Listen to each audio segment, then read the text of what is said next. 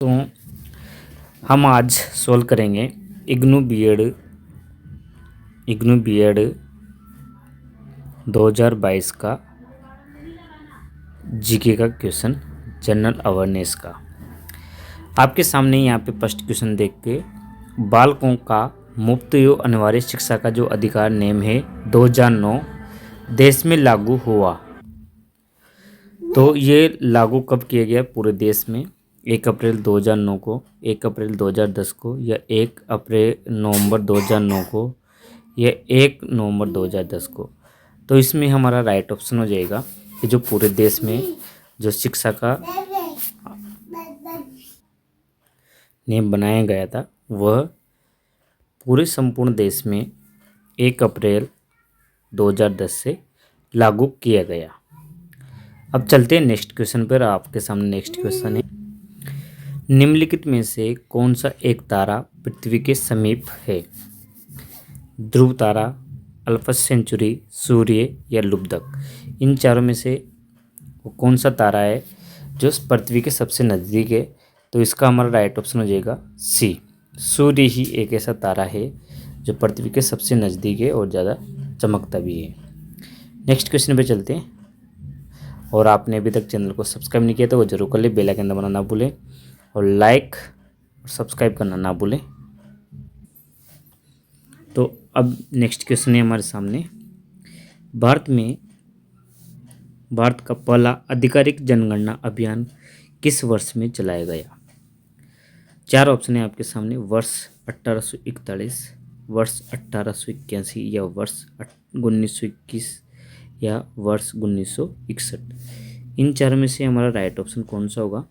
जो आधिकारिक रूप से जो भारत में जनगणना प्रारंभ की वह 1881 से स्टार्ट की गई। तो इसका बी ऑप्शन राइट हो जाएगा। आगे बढ़ते हैं नेक्स्ट क्वेश्चन पर। जनजातीय गौरव दिवस कब मनाया जाता है? 10 अक्टूबर को, 14 अगस्त को, 15 नवंबर को, या 2 दिसंबर को।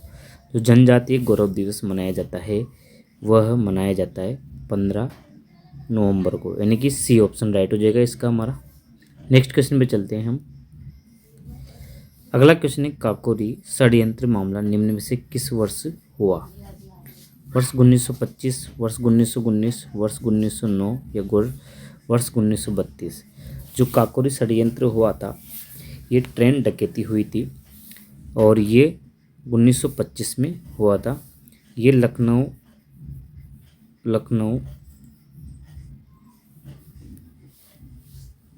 में है। और जब काकोरी और लखनऊ के बीच, काकोरी और आलमनगर के बीच में ट्रेन चल रही थी, उसमें ही ये डकैती की गई थी। सरकार के खजाने को लूटा गया था। चंद्रशेखर आज़ाद, रामप्रसाद बिस्मिल और आसफ खां के द्वारा ये ट्रेन डकैती की गई थी सरकारी खजाने को लूटने के लिए। तो इसका हमारा राइट ऑप्शन हो जाएगा ए वाला, 1925 में काकोरी षड्यंत्र हुआ था। नेक्स्ट क्वेश्चन पे चलते हैं हम। हमारा नेक्स्ट क्वेश्चन है, एशिया का सबसे बड़ा थोक मसाला बाजार में स्थित है, कहाँ पर स्थित है? दिल्ली, बेंगलुरु, कोलकाता, या अहमदाबाद। जो एशिया का सबसे बड़ा जो थोक मसाला बाजार है वो दिल्ली में स्थित है। ए ऑप्शन राइट हो जाएगा हमारा इसका। अगले क्वेश्चन पे चलते हैं हम। नेक्स्ट क्वेश्चन पर, भारत यह संविधान का कौन सा अनुच्छेद धर्म, वंश, जाति, लिंग, जन्म स्थान के आधार पर भेदभाव पर रोक लगाता है? कौन सा अनुच्छेद है जो जाति, धर्म, वंश और आदि पे भेदभाव पर रोक लगाता है? अनुच्छेद 25, अनुच्छेद 23, अनुच्छेद 19, या अनुच्छेद 15। तो इसका हमारा राइट ऑप्शन हो जाएगा अनुच्छेद 15। ऐसा अनुच्छेद है जिसके अंतर्गत धर्म, वंश, जाति और लिंग, जन्म स्थान के आधार पर भेदभाव पर रोक लगाता है। नेक्स्ट क्वेश्चन में बढ़ते हैं आगे। क्वेश्चन, इनमें से कौन सा पाठ्यचर्या एनसीएफ 2005 का मार्गदर्शी सिद्धांत नहीं है? जो 2005 का जो एनसीएफ है इसका सिद्धांत नहीं है। ज्ञान को स्कूल के बाहर जीवन से जोड़ना बिल्कुल सही है। पढ़ाई को रटंत प्रणाली से मुक्त करना, ये भी सही है। अंग्रेजी भाषा में शिक्षा देना, ये थोड़ा मिस्टेक कर रहा है।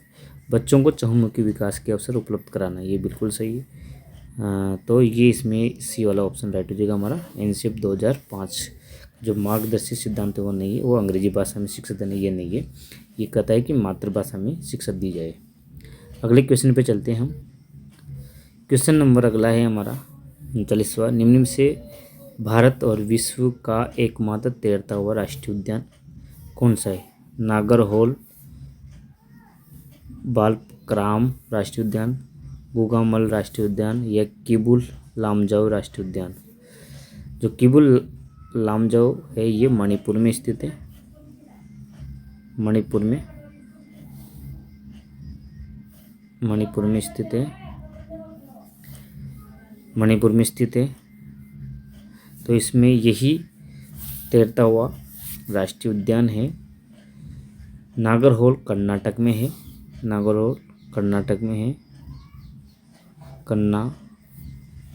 कर्नाटक में है ये नागरहोल।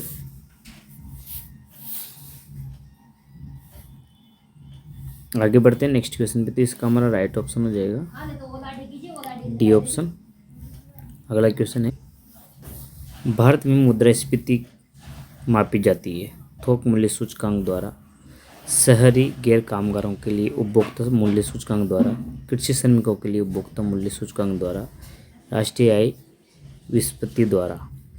तो थोक मूल्य सूचकांक है, उसके ही आधार पर भारत में मुद्रास्फीति को मापा जाता है। तो इसका हमारा राइट ऑप्शन हो जाएगा ए वाला, थोक मूल्य सूचकांक के द्वारा ही मुद्रास्फीति मापी जाती है। अगले क्वेश्चन पे चलते हैं और लाइक शेयर कमेंट करके ज़रूर बताते रहें मुझे। आगे बढ़ते हैं नेक्स्ट क्वेश्चन पर। Poverty and un British rule in India के लेखक कौन है? रविंद्रनाथ टैगोर, महात्मा गांधी, दादा भाई नौरोजी या पंडित जवाहरलाल नेहरू। जो ये poverty and un British rule in India जो पुस्तक लिखी है वो दादा भाई नौरोजी के द्वारा लिखी गई है। इसका हमारा सी ऑप्शन राइट हो जाएगा हमारा। तो आपको एक लेखक और किताबें तो याद करना पड़ता है हमें। आगे बढ़ते हैं नेक्स्ट क्वेश्चन पर। इलाहाबाद में समुद्रगुप्त की उपस्थिति कविता या गद्य के रूप में लिखी गई प्रस्तुति जो आमतौर पर राजकवि द्वारा लिखित होती है, किसने लिखी? अमर सिंह ने, कालिदास ने, हरिशचंद्र ने या बाणभट्ट ने।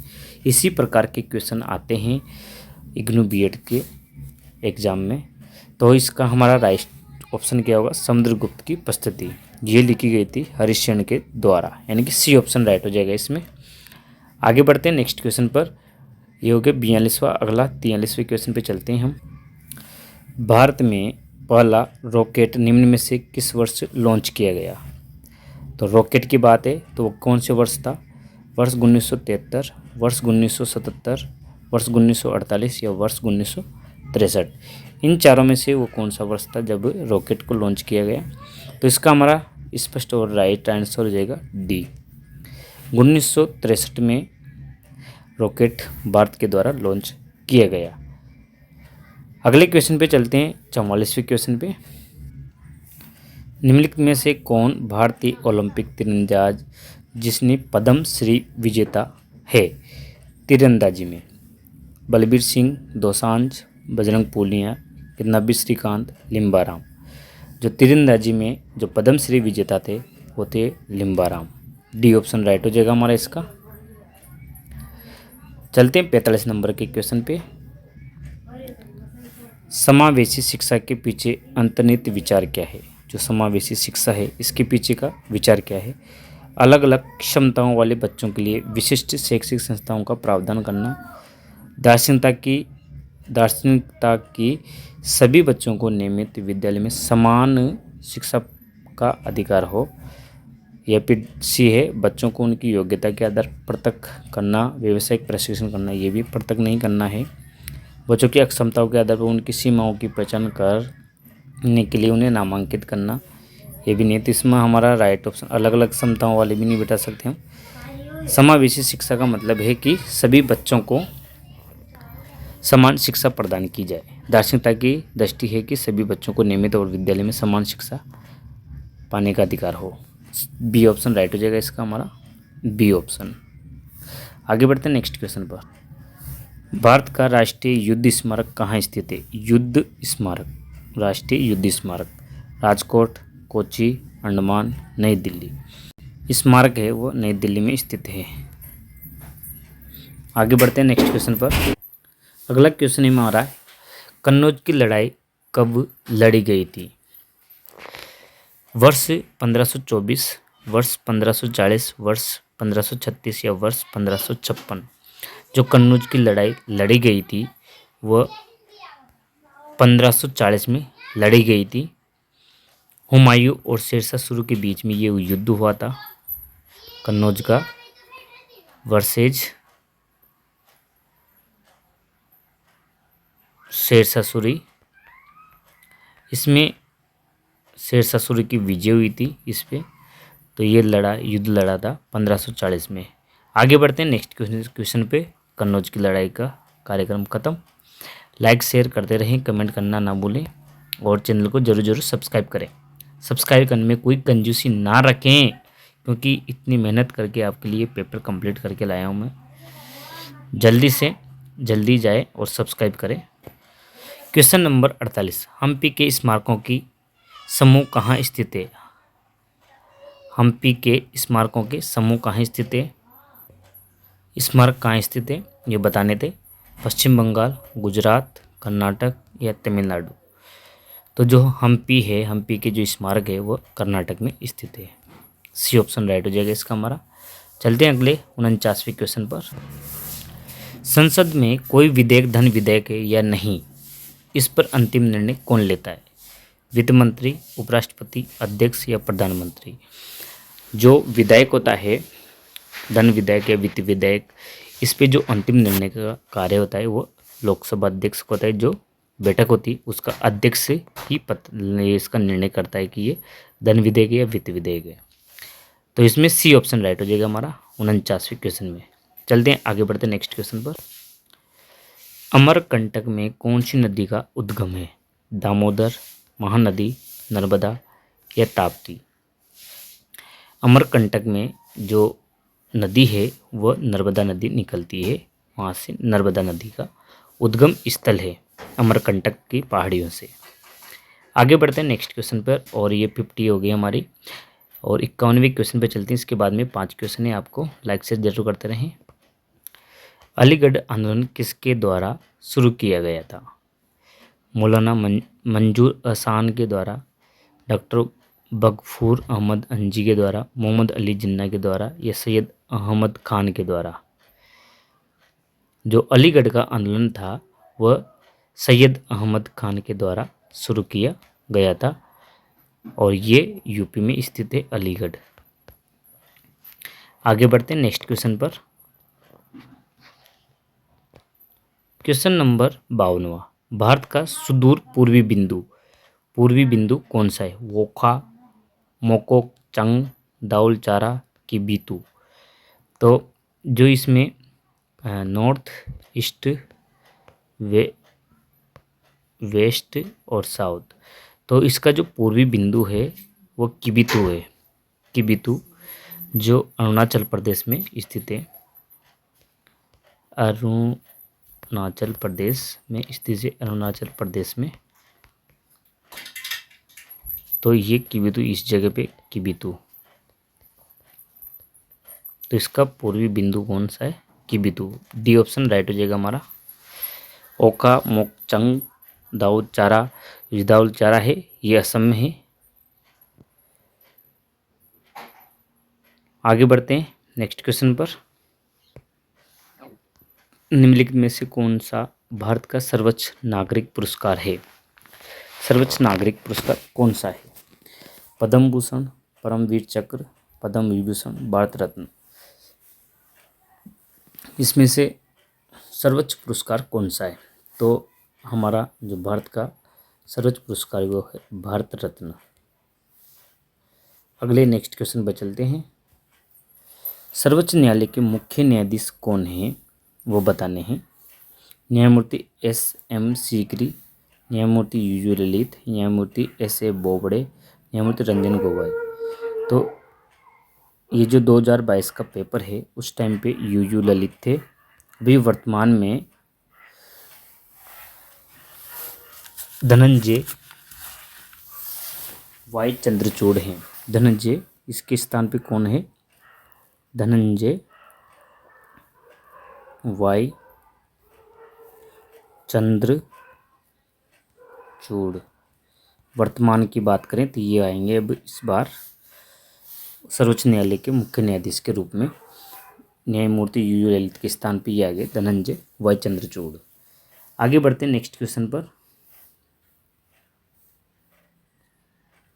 और इस सीरीज का आज का लास्ट क्वेश्चन है, तो आप इसको जल्दी से जल्दी सब्सक्राइब कर लें, बेल आइकन दबाना ना भूलें, लाइक ज़रूर करते रहें, लाइक करना ना भूलें, और चैनल पर पहली बार आए तो सब्सक्राइब कर दें, सब्सक्राइब करना ना भूलें।